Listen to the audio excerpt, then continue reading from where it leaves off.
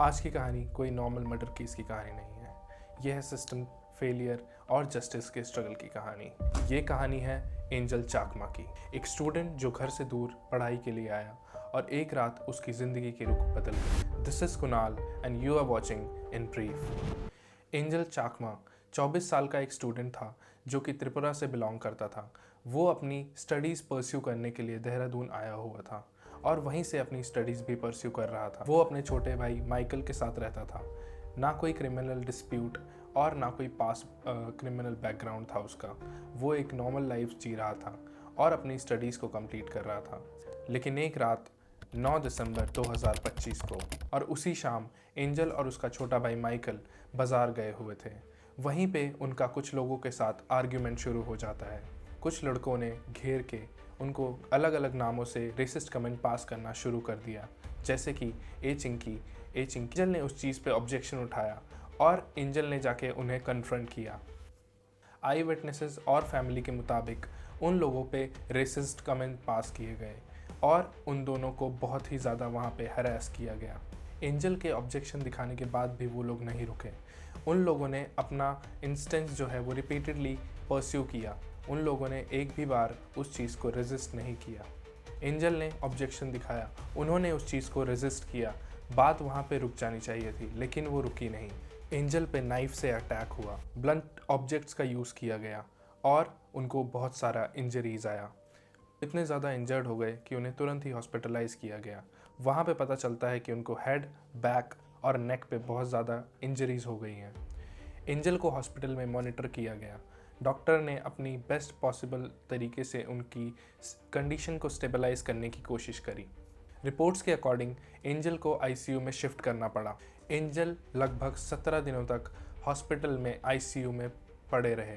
डॉक्टरों ने तमाम कोशिश करी उनको स्टेबलाइज करने की, उनको दोबारा से जिंदा करने की, बट एंजल वॉज नो मोर। 26 दिसंबर 2025 को एंजल ने हॉस्पिटल में अपनी आखिरी सांसें ली। मेडिकल रिकॉर्ड्स के हिसाब से एंजल की डेथ असॉल्ट की वजह से हुई थी, सीरियस असॉल्ट इंजरीज। अब यहाँ केस का सबसे सेंसिटिव और इम्पॉर्टेंट हिस्सा आता है, जब हमें पता चलता है कि एफआईआर डिले हुई थी। फैमिली और स्टूडेंट के मुताबिक इस एफआईआर को तुरंत रजिस्टर नहीं किया गया था।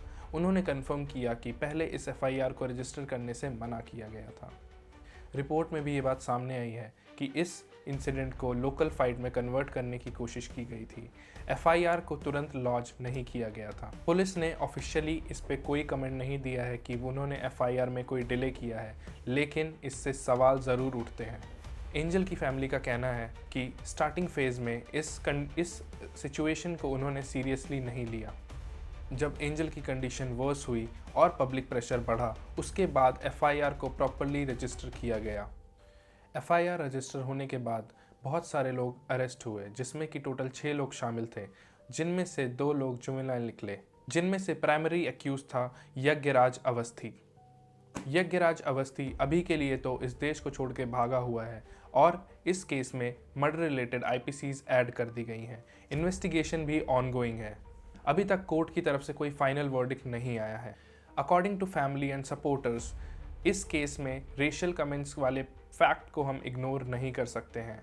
यहाँ पे इनिशियली इस केस को बहुत ज़्यादा डिले होने की वजह से भी आज जो मेन एक्यूज है वो देश से बाहर है।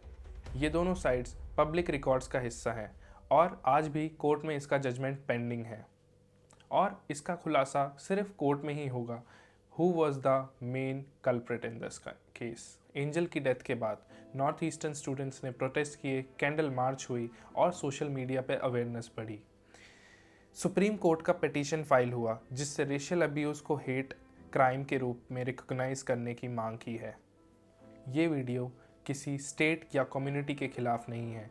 ये वीडियो है सिस्टम डिले और जस्टिस के लिए। इस केस के फैक्ट्स ये हैं: अटैक हुआ, इंजरी सीरियस थी, एफआईआर में डिले हुआ, एंजल को हॉस्पिटलाइज किया गया जहां पे उनकी डेथ हो गई है।